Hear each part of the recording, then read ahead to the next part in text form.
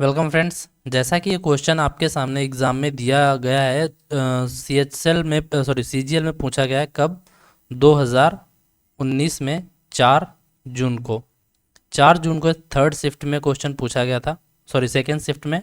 और ये क्वेश्चन जब आया था तो इसको बहुत सारे लोग, जैसे बहुत टाइम टेकिंग क्वेश्चन होता है, कर लेते हैं, तो वो थोड़ी प्रॉब्लम हो जाती है। तो आपको पता होना चाहिए कि साइक्लिक क्वाड्रिलेटरल होता क्या है, और साइक्लिक क्वाड्रिलेटरल रिलेटेड ही आपको एक सवाल उसी से ही कर पाएंगे, वरना नहीं कर पाएंगे अगर आपको इसकी थ्योरम नहीं पता है। तो कहने का मतलब क्या है कि साइक्लिक क्वाड्रिलेटरल, आपको मैं पहले बता देता हूँ होता क्या। साइक्लिक क्वाड्रिलेटरल क्वाड्रिलेटरल सच आ साइक्लिक क्वाड्रिलेटरल, जिसकी यानी कि कोई भी, अगर ऐसा भी कोई भी चक्रीय चतुर्भुज हो जिसके चारों शीर्ष किस पर हो, सर्कल की सरकमफ्रेंस पर सिचुएटेड हो, यानी कि उस पर स्थित हो, उसको हम बोलेंगे साइक्लिक क्वाड्रिलेटरल, या जिसको बोलेंगे हम चक्रीय चतुर्भुज। बात समझ में आ गई। तो और चक्रीय चतुर्भुज की स्पेशलिटी ये भी होती है, अगर उसके शीर्ष सर्कल पर हैं, समझ रहे, सॉरी सर्कल के सरकमफ्रेंस पर हैं, तो आमने सामने के एंगल का सम 180 डिग्री होगा। जैसे कि यहाँ पर एंगल ए दिया हुआ है और सी दिया हुआ है, तो इन दोनों के एंगल का सम 180 डिग्री, और डी और बी दोनों के एंगल का सम 180 डिग्री होगा। ये वाले सवाल में इमेज बनी नहीं होती, लेकिन मैंने पहले से इमेज बना रखी है ताकि आपका टाइम बच सके। अब इस सवाल को पढ़ते हैं और करना शुरू करते हैं। जैसे कि इस सवाल में बोला है कि ABCD एक साइक्लिक क्वाड्रिलेटरल है, एक चक्रीय चतुर्भुज है, जिसके विकर्ण क्या करते हैं, पी पर प्रतिच्छेद कर रहे होते हैं। और इफ अगर AB और BC बराबर हैं, यानी कि एक साइक्लिक क्वाड्रिलेटरल हमने बना लिया है एक सर्कल में, तो जहाँ पर बोला गया है कि भाई मेरे AB जो ये साइड है BC के बराबर है, कोई बात नहीं। एंगल DBC बराबर 70 डिग्री, एंगल DBC यानी ये वाला जो एंगल है ये हमारा कितना हो जाएगा, एंगल DBC, ये हमारा एंगल हो जाएगा 70 डिग्री, ठीक है।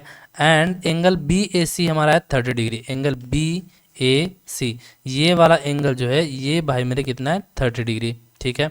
Then the measure of angle PCD क्या है, एंगल आपसे पूछा है जो, वो यहाँ पर क्योंकि पी पर प्रतिच्छेद कर रहे थे तो एंगल PCD ये वाला एंगल आपसे पूछ लिया, जिसको मैंने x डिग्री नाम दिया है। अब इस सवाल में आपको ये वाला एंगल बताना है, आसान है, विद इन सेकेंड आप कर सकते थे। इसका आंसर भाई मेरा ऑप्शन डी करेक्ट हो जाएगा। कैसे होगा देखो मैं बताता हूँ। आपको पता होना चाहिए कि मैंने अभी साइक्लिक क्वाड्रिलेटरल की आपको मैंने एक कंडीशन बताई कि साइक्लिक क्वाड्रिलेटरल क्या होता है। इसके अलावा आपको इस सवाल को करने के लिए आपको ये भी पता होना चाहिए कि केंद्र जो होता है, केंद्र केंद्र से जब कभी हम एक ही चाप से परिधि पर जो बने कोण होंगे वो सारे के सारे बराबर होंगे। कैसे, मैं आपको क्या नाम एक न्यू पेज पर समझाने की कोशिश करता हूँ। जैसे कि मान लो ये है, ठीक है, मैंने कहा मान लो ये कोई सर्कल है, सर्कल में मैंने कहा मान लो एक चाप है छोटी वाली, ये वाली। तो इस चाप से भाई मेरे ये जो चाहे जितने भी, अब इस छोटी वाली चाप से बना लो, एक ही चाप से बने हो, एक ही चाप से परिधि पर जितने भी कोण होंगे वो दोनों बराबर होंगे, यानी कि ये भी थीटा होगा और ये भी थीटा होगा। इस बात को मैंने सर्कल की थ्योरम कंप्लीट वाली थ्योरम में वीडियो में समझाया, वो आप उस वीडियो को देखिए, आपको समझ में आ जाएगा। बात समझ में आ गई। यानी कि एक ही चाप से, केंद्र के द्वारा बनी हुई एक ही चाप से परिधि पर बने कोण दोनों समान होंगे। अब यहाँ पर वही थ्योरम लगानी है, देखो कैसे, क्योंकि दोनों के लिए केंद्र, अब अगर मैं BC चाप को देखूं, ये जो स्मॉल यानी माइनर जो आर्क है, इस आर्क से देखें तो ये कितना बनेगा एंगल BAC, ये 30 डिग्री बन जाएगा। इसी प्रकार से भाई मेरे ये भी कितना हो जाएगा, 30 डिग्री एंगल हो। क्यों, क्योंकि BDC ये भी एक माइनर आर्क से बना हुआ एक एंगल ही है। बात समझ में आई।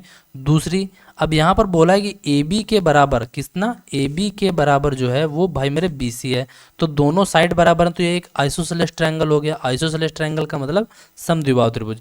समद्विबाहु त्रिभुज की कंडीशन क्या होती है कि अगर दोनों साइड बराबर हैं तो दोनों साइड के आमने सामने के कोण भी बराबर होंगे। तो ये कितना हो जाएगा, ये भी भाई मेरे हो जाएगा 30 डिग्री। बात समझ में आई कि नहीं, आइसोसेलेस ट्रायंगल से।